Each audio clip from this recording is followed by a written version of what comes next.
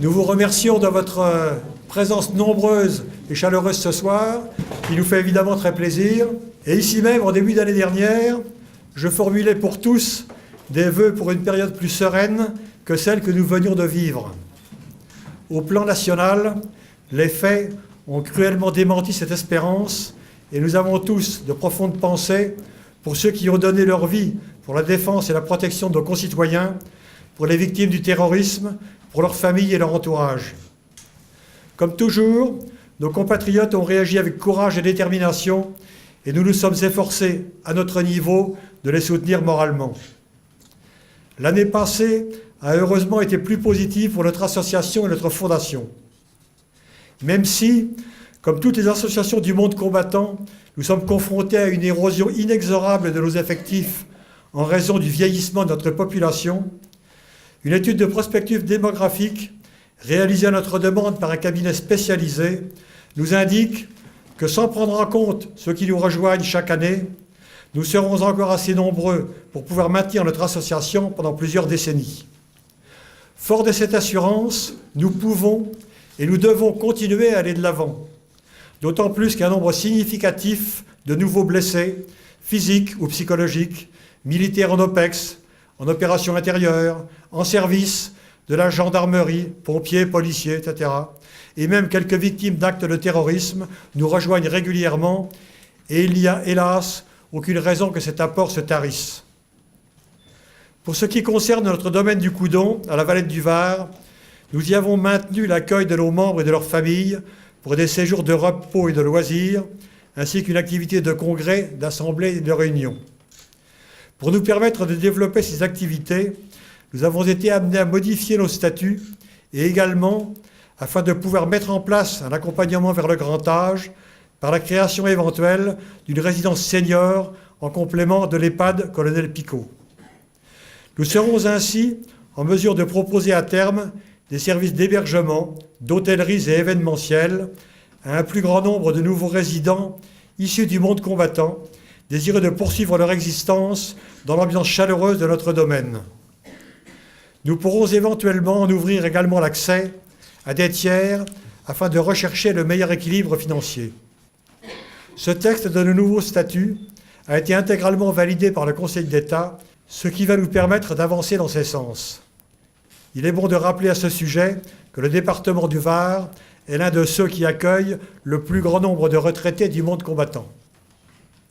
Notre EHPAD est maintenant achevé.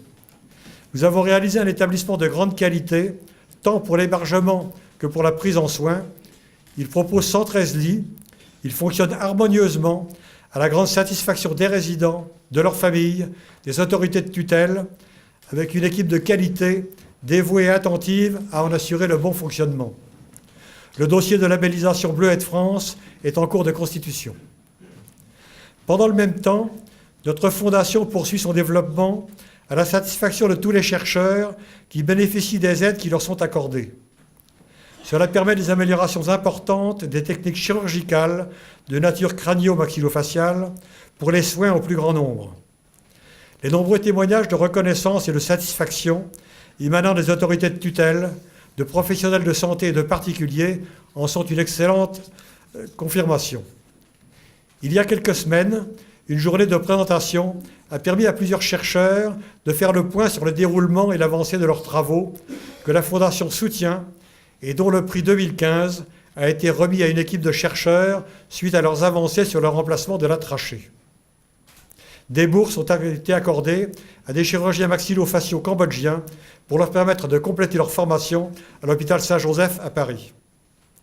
M. Todeschini, secrétaire d'État auprès du ministre de la Défense en charge des anciens combattants et de la mémoire, a honoré de sa présence cette manifestation.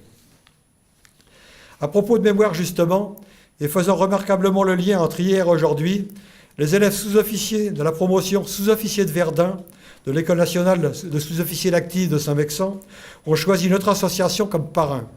Nous en avons été et nous en sommes très honorés. Nous les avons accompagnés à l'occasion de quelques événements jalonnant leur parcours et nous avons participé à la très belle et émouvante cérémonie de remise des galons à Saint-Mexan. Nous étions présents lors des principales commémorations de l'année, que ce soit à Verdun, Thiepval, Douaumont et aux cérémonies du 5 décembre. Nous nous sommes également impliqués dans diverses expositions, colloques, dont celui très réussi tenu à Verdun dans l'automne, intitulé « Verdun, terre de santé », mais aussi des présentations de thèses, dont l'une à Nancy en novembre a été remarquable. Nous étions partenaires avec d'autres associations dans l'opération 2016 Année de la Marseillaise, organisée par la mairie de Paris dans des établissements scolaires. Nous avons assuré le maintien de nos aides aux hôpitaux militaires, notamment Percy, où nous finançons intégralement la mise en place de 6 chambres de réadaptation post-réanimation. En revanche, nous regrettons la fin de l'activité du Val-de-Grâce, qui oblige nos camarades, dont certains sont très âgés, à se rendre soit à Bégin, soit à Percy pour y poursuivre leurs soins.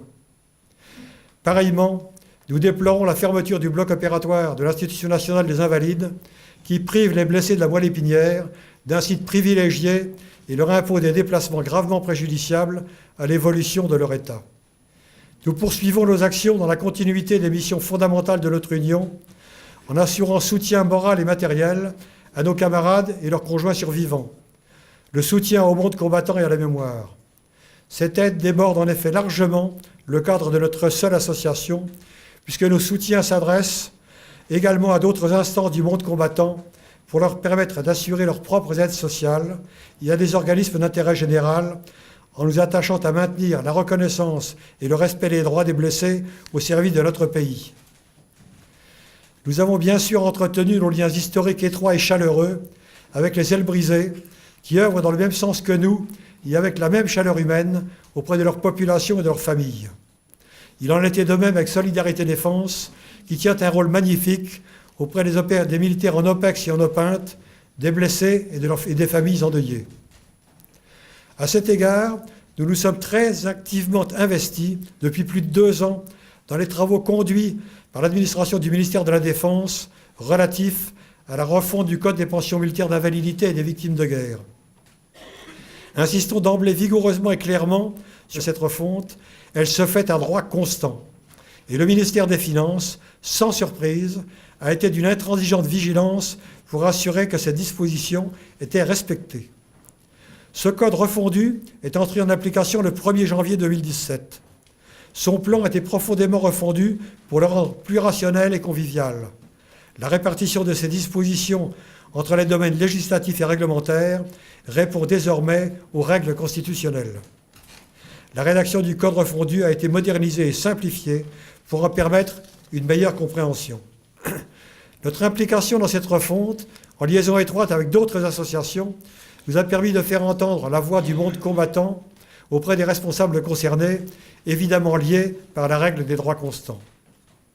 Actuellement, le groupe de travail engagé dans cette refonte prépare un ouvrage numérique qui aura pour objet de permettre à chacun de s'approprier ainsi ce code refondu en apprenant à exploiter au mieux son nouveau plan, à comprendre la logique de la nouvelle dénomination de ces articles, à assimiler quelques formulations nouvelles et ainsi à trouver de la manière la plus naturelle et complète possible les réponses aux questions que chaque utilisateur de ce code peut légitimement se poser. Ces actions sont, vous le savez, rendues possibles principalement grâce à notre actionnariat dans le capital de la Française des Jeux. Nous nous efforçons donc, au sein de son conseil d'administration, et de maintenir le versement d'un dividende régulier et durable. 2016 a été marqué par le 40e anniversaire du Loto, qui fut créé ici même avec nos amis de la Fédération Maginot et le GIE Prélo. Je salue d'ailleurs à cette occasion Mme Stéphane Palaise, présidente directrice générale de la Française des Jeux, que je remercie de sa présence parmi nous. Et je me permets une petite diversion pour vous rappeler que demain, c'est un vendredi 13, jour de chance, et à cet effet, je vous invite bien sûr à jouer au loto. Si vous ne gagnez pas, au moins vous aurez fait une bonne œuvre pour les actions sociales de la Française des Jeux et pour la Fédération Maginot et les gueules cassées. J'ajoute une précision, notre directeur général, Olivier Roussel, que vous connaissez tous, a dans sa poche quelques billets qu'il vous réserve de jeu. Et si vous êtes l'heureux, je dirais, découvreur dans la galette des rois que vous allez consommer tout à l'heure d'une fève, vous serez gentil de vous rapprocher de lui, il vous laissera un souvenir qui peut-être vous ouvrira les portes de la fortune. Je vous le souhaite en tout cas. Je vous le souhaite en tout cas. On est bien quand même, hein, bon. Bon. Donc, l'association et la Fondation des Gueules Cassées constituent un ensemble harmonieux, coordonné et efficace. Au nom de ses dirigeants, de ses administrateurs, de ses collaborateurs, je vous remercie encore de votre présence à nos côtés ce soir, présence à laquelle nous sommes très sensibles, et à l'écoute que vous voulez bien nous accorder tout au long de l'année, écoute sans laquelle nous aurions plus de difficultés à mener à bien nos actions, et je formule à votre intention et à celle de tous nos combattants d'hier et d'aujourd'hui le vœu que les prochains mois soient aussi heureux et sereins que possible. Merci encore, et je vous invite maintenant à ce que nous partagions tous ensemble le verre de l'amitié. Merci.